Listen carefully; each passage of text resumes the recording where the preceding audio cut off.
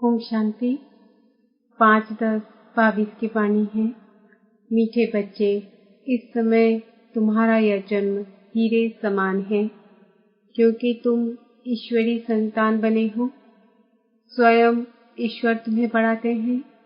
तुम दूरादेशी विशाल बुद्धि बनते हो। प्रश्न: तुम बच्चे किस पुरुषार्थ से दूरादेशी और विशाल बुद्धि बन रहे हो? उत्तर: बाप की याद से दूरादेशी और पढ़ाई से विशाल बुद्धि बनते हो। दूरादेशी अर्थात दूर देश में रहने वाले बाप को याद करना।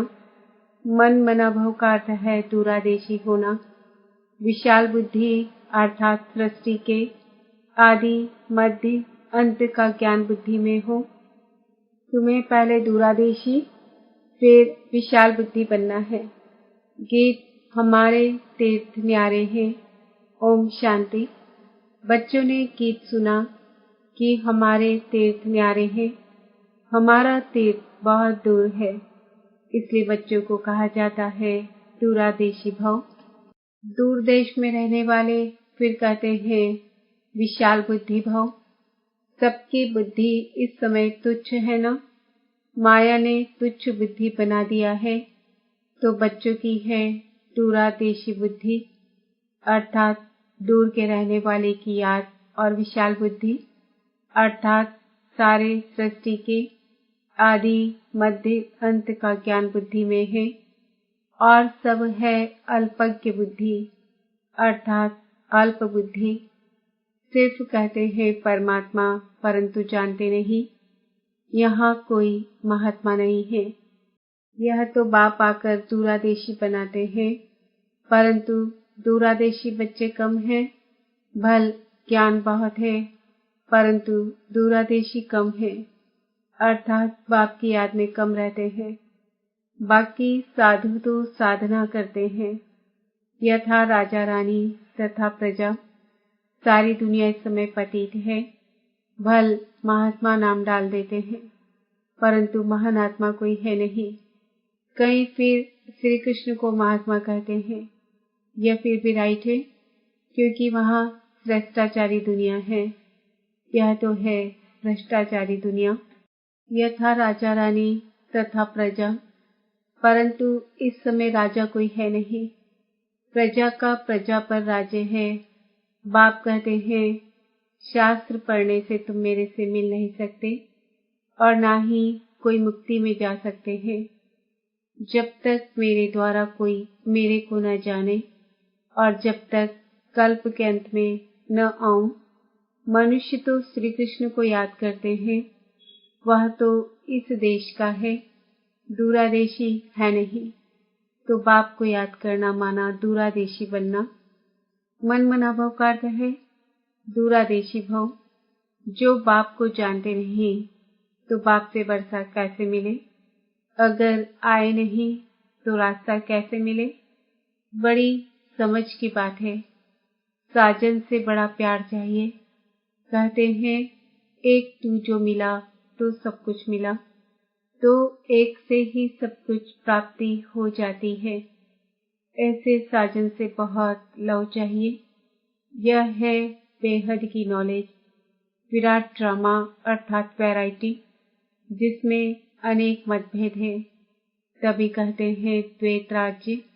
द्वैत या दैत्य एक ही बात है। दैत्य कहा जाता है रावण को। देवता बनाने वाला एक ही बाप है। कहते हैं मनुष्य से देवता कितनी सहज बात है। तुम हो विशाल बुद्धि। शास्त्र पढ़ने वाले को विशाल बुद्धि नहीं कहेंगे। वह है भक्ति। ज्ञान अलग चीज है, भक्ति अलग चीज है। ज्ञान तो ज्ञान सागर बाप देते हैं। तुम हीरे जैसा थे, अब कौड़ी जैसे बन गए हो। अब बाप हीरे जैसा बनाते हैं। तुम विशाल बुद्धि होने से विश्व पर राज्य करते हो। वहाँ अखंड अटल राज्य है, तो विशाल बुद्धि ज्ञान में होते हैं। तुम जानते हो सतयुग में सुख था, फिर धीरे धीरे नीचे सीढ़ी उतरनी है। चढ़ने में 1 सेकंड जंप लगाना, पतित से पावन बनने की छलांग लगाना, उतरने में 5000 वर्ष। तुम सब नंबरवार पुरुषार्थ अनुसार विशाल बुद्धि बने हो। यह ज्ञान अभी मिलता है। सतयुग में यह ज्ञान होता नहीं। संगम पर बाप आते हैं, हूबहू कल्प पहले मुआफिक। सतयुग में विशाल बुद्धि नहीं कहेंगे। हीरे जैसा जन्म भी सतयुग में नहीं कहेंगे। हीरे जैसा जन्म इस समय है, क्योंकि इस समय तुम हो ईश्वरीय संतान। ईश्वर तुमको पढ़ाते हैं। यह महिमा बाप की है। जबकि परमात्मा पतित पावन है तो सर्वव्यापी कैसे हो सकता है? परंतु मनुष्य अल्पज्ञ बुद्धि है। कितना भी समझाओ समझते नहीं है। तो समझो वह ब्राह्मण कुल का नहीं है। जो देवता कुल का होगा वही ज्ञान को समझ ब्राह्मण बनेंगे। बाप ज्ञान का सागर है। तुम भी ज्ञान के सागर बनते हो। फिर तुम सुख शांति के सागर बनते हो। सतयुग में सुख अपार रहता है, तो बाप द्वारा तुमको सर्व सुखों की प्राप्ति होती है। तो भी अंत में ज्ञान सुख शांति के सागर बनेंगे, क्योंकि औरों को भी देते हो। अभी देखो कितना दुख अशांति है। बड़ों बड़ों को नींद नहीं आती है। तुम बच्चों को तो कितनी खुशी है, क्योंकि तुम बाप को जानते हो। दुनिया कहती है ओ गॉड फादर, परम पिता परमात्मा, परंतु जानती नहीं। कितने समय से भक्त भक्ति करते याद करते आए हैं, जानते कुछ नहीं।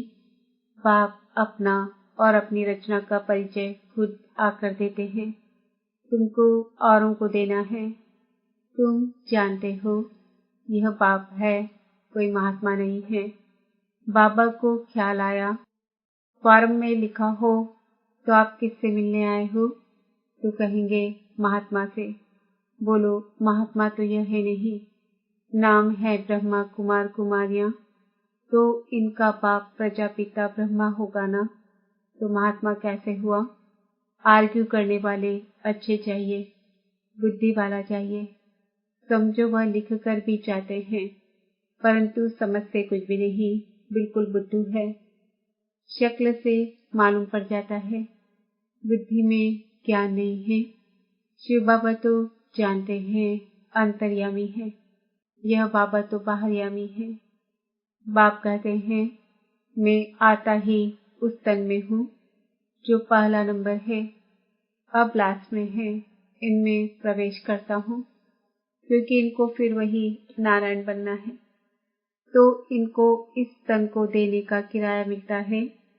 तब तो कहते हैं सौभाग्यशाली रथ, भागीरथ ने कोई पानी की गंगा नहीं लाई।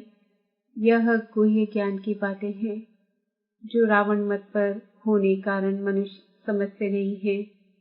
अब तुमने समझा है तो औरों को समझाने की युक्ति निकालो। तुमको ख्याल आना चाहिए कि औरों को कैसे दूरादेशी बनाए, कैसे बाप का परिचय दे। वह ब्रह्म को याद करते हैं। ब्रह्म तो तत्व है जहाँ परमात्मा रहते हैं, परंतु वह ब्रह्म को ही परमात्मा समझते हैं। जैसे हिंदू कोई धर्म नहीं है, हिंदुस्तान में रहने के कारण हिंदू नाम रख दिया है। वास्तव में हिंदुस्तान तो रहने का स्थान है। ब्रह्म तत्व भी परमात्मा के रहने का स्थान है, परंतु मनुष्यों की अल्प बुद्धि होने के कारण समझते नहीं। यह ज्ञान की बात है। दुनिया की बातों को तो सब अच्छी तरह जानते हैं। यह खुद जौहरी था तो सब कुछ जानता था। बाकी ज्ञान की बातों में अल्प बुद्धि, तुच्छ बुद्धि थे, कुछ नहीं जानते थे। तो बाबा आकर पहचान देते हैं। जब तक कोई ब्राह्मण न बने तो बाप से वर्षा ले न सके। प्रजा तो बननी है। किसी ने भी थोड़ा सुना तो प्रजा बन जाएंगे। अगर विकार में जाता रहेगा तो उनको सजा भोगनी पड़ेगी, फिर आकर साधारण प्रजा बनेंगे। अभी सबका मौत है, कब्र दाखिल होना ही है। कब्रिस्तान बनना ही है। इस समय मनुष्यों की कोई वैल्यू नहीं है, तुम्हारी भी नहीं थी, अब वैल्यू बन रही है। बाकी जो विनाश होगा तो मच्छरों सदस्य मरेंगे। जैसे दीपावली पर मच्छर कितने मरते हैं, तो सबको मरना ही है, क्योंकि सबको घर वापस जाना है। सत्युग में यह नहीं कहेंगे कि यह मरा, क्योंकि वहां अकाली मृत्यु होता नहीं, काल पर जीत पाते हैं। मरना शब्द वहां नहीं होता। सत्युग में जानते हैं कि हम मरते नहीं हैं, सिर्फ एक पुराना चोला छोड़ नया लेते हैं। सो भी समय पर सर्प का मिसाल है कि पुरानी खाल छोड़ नहीं लेते हैं, तो सर्प का मिसाल सत्युग से लगता है, यहाँ से नहीं। भ्रमरी का मिसाल यहाँ का ही है। सन्यासी भी यह मिसाल देते हैं, क्योंकि यहाँ का ही यादगार भक्ति मार्ग में चलता है। अभी तुम बच्चे जितनी जितनी धारणा करेंगे उतना विशाल बुद्धि बनेंगे, उतनी कमाई करेंगे। जैसे सर्जन जितनी विशाल बुद्धि वाला होता है, जितनी दवाई आदि बुद्धि में अधिक रखता है, उतना कमाई करता है। तो यहाँ भी ऐसे है, कोई 250 रुपया कमाई करते, कोई तो फिर हजारों कमाते हैं। कोई राजा को ठीक कर दिया तो लाख लाख भी दे देते हैं। यहाँ भी ऐसे ही है। कोई को तो ज्ञान के पॉइंट्स की धारणा नहीं, और कोई तो बड़े दूरादेशी विशाल बुद्धि है, तो औरों को भी बनाते हैं। पहले दूरादेशी, पीछे विशाल बुद्धि कहेंगे। समझने की बात है ना, ब्राह्मणों जैसा सौभाग्यशाली कोई है नहीं, एकदम सबको ऊपर ले जाते हैं। ऊपर में परमात्मा है ना, तो उसका परिचय देते हो। तो तुम जानकार हो ना, बच्चों को तो बाप की जानकारी होती ही है। अब पारलौकिक बाप आए हैं तुमको पावन बनाकर वापस ले जाने के लिए। एक खैरूत बच्ची की कहानी है ना, कि राजा बच्ची को ले आया, उसे अच्छा नहीं लगा तो उनको वापस भेज दिया। यहाँ भी ऐसे हैं जिनकी बुद्धि में ज्ञान की धारणा नहीं होती है, तो वह खुद ही चले जाते हैं। इसमें बाप क्या करे, समझाने वाला है तो परमपिता परमात्मा। वह ब्रह्मा द्वारा वेदों शास्त्रों का सार सुनाते हैं कि वेद शास्त्र कोई धर्म शास्त्र है नहीं, यह तो पत्ते हैं, बाल बच्चे हैं। मुख्य धर्म है 4, उसमें ब्राह्मण धर्म भी है मुख्य। हीरे जैसा जन्म देवताओं का नहीं कहेंगे, क्योंकि यह कल्याणकारी लीप धर्माओं युग है। लीप मास धर्माओं को कहते हैं। यह है संगम युग, कल्याणकारी। और जितने भी युग हैं वह अकल्याण ही होता है, क्योंकि डिग्री कम होती जाती है, दिन प्रतिदिन कला कम ही होती जाती है। यह युग ही है कल्याणकारी, तो हर एक को माथा मारना पड़े कि औरों को कैसे समझाएं। यूं तो उस्ताद बता रहे हैं कि रास्ता कैसे बताओ, फिर हर एक का धंधा अपना अपना है, तो यह आना चाहिए कि कैसे औरों को डूबन से निकालूं। कहीं तो दलदल से निकालने जाते फिर खुद फंस जाते हैं, तो समझाने की बड़ी युक्ति चाहिए। पहले अल्प को समझाओ तो बेबादशाही को भी जान जाए और सृष्टि चक्र को भी जान जाए। पहले अल्प को तो जानो। कोई 1000 दफा लिख कर दे कि अल्प कौन है, तब यहाँ बैठ सके। कहीं तो ब्लड से भी लिख कर देते हैं, फिर चले जाते हैं। माया कोई कम थोड़ी ही है। अच्छा, मीठे मीठे सिक्किल दे बच्चों प्रति माता पिता बाप दादा का याद प्यार और गुड मॉर्निंग। रूहानी बाप की रूहानी बच्चों को नमस्ते। हम रूहानी बच्चों की रूहानी बाप दादा को याद प्यार, गुड मॉर्निंग, नमस्ते, ओम शांति। धारणा के लिए मुख्य सार, दूरादेशी बन बाप की याद में रहना है और दूसरों को दूर देश में रहने वाले बाप का परिचय देना है। कल्याणकारी युग में सभी का कल्याण करने की युक्ति निकालनी है, सबको दुर्बल से निकालने की सेवा करनी है। वरदान: सदा उमंग उत्साह के पंखों द्वारा उड़ती कला की स्थिति का अनुभव करने वाले कर्म योगी भव। उमंग उत्साह, आप ब्राह्मणों के उड़ती कला के पंख हैं। अगर कार्य अर्थ नीचे भी आते हो तो उड़ती कला की स्थिति से कर्म योगी बन कर्म में आते हो। यह उमंग उत्साह ब्राह्मणों के लिए बड़े से बड़ी शक्ति है, नीरस जीवन नहीं है। उमंग उत्साह का रस है तो कभी दिल से कष्ट नहीं हो सकते। सदा दिल खुश उमंग उत्साह तूफान को भी तोहफा बना देता है। परीक्षा व समस्या को मनोरंजन अनुभव कराता है। स्लोगन: जो अशरीरी स्थिति के अभ्यासी हैं उन्हें शरीर की आकर्षण आकर्षित नहीं कर सकती। आज का समान है, मैं आत्मा कर्म योगी हूँ। मातेश्वरी जी के अनमोल महावाक्य हम मनुष्य आत्माओं को पहले पहले कौन सी मुख्य पॉइंट बुद्धि में रखनी है, जिस पर खूब अटेंशन रखना है। पहले पहले तो अपने को यह पक्का निश्चय रखना है कि हमको पढ़ाने वाला कौन है। दूसरी पॉइंट है, हम सभी मनुष्य आत्माएं हैं और परमात्मा हमारा पिता है। हम आत्मा बच्चे और परमात्मा बाप दोनों अलग अलग चीज हैं। तीसरी पॉइंट, ईश्वर बेअंत भी नहीं है, ईश्वर सर्वत्र भी नहीं है। अब यही नॉलेज बुद्धि में रखनी है, इसलिए अपनी नॉलेज औरों से न्यारी है। भले दुनियावी मनुष्य समझते हैं हमको परमात्मा का ज्ञान है। अब उनसे पूछो आप में कौन सा ज्ञान है, तो कहेंगे ईश्वर सर्वव्यापी है। अब परमात्मा तो कहता है मेरा ज्ञान मेरे द्वारा ही मिलता है।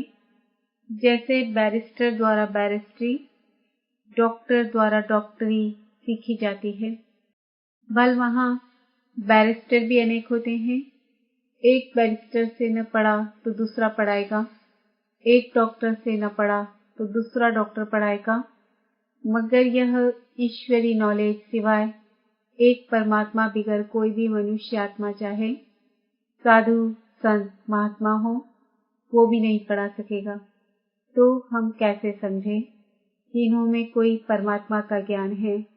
और चौथी पॉइंट, परमात्मा युगे युगे नहीं आता, बल्कि परमात्मा कल्प कल्प एक ही बार इस संगम युग पर अर्थात कलयुग के अंत और सतयुग के आदि संगम समय पर आता है और अनेक अधर्मों का विनाश कराए एक आदि सनातन सत धर्म की स्थापना कराता है। अब लोग कैसे कहते हैं कि परमात्मा युगे युगे आता है, और ऐसे भी कहते हैं गीता का भगवान श्री कृष्ण वो द्वापर में आया है। अब इन सभी बातों को सिद्ध करना है। गीता का भगवान श्री कृष्ण नहीं है, शिव परमात्मा है और वो भी द्वापर में नहीं आता, संगम समय पर आया है। पांचवी पॉइंट, गुरु बिगर घोर अंधियारा कैसे हुआ है, वो गुरु कौन है। मनुष्य सृष्टि उल्टा झाड़ कैसे है और हमको अपने 5 विकारों पर जीत कैसे पहननी है। छठवीं पॉइंट, हम वही पांडव योद्धे हैं जिसके साथ साक्षात परमात्मा है, उसी तरफ ही जीत है। और 7वीं पॉइंट, परमात्मा खुद सर्वशक्तिवान है, तो जिन्होंने परमात्मा का पूरा साथ लिया है उन्हों को ही परमात्मा द्वारा लाइफ माइट दोनों ताज मिलते हैं। और यह सभी बातें बुद्धि में रखना, इसको ही ज्ञान कहा जाता है। अच्छा, ओम शांति।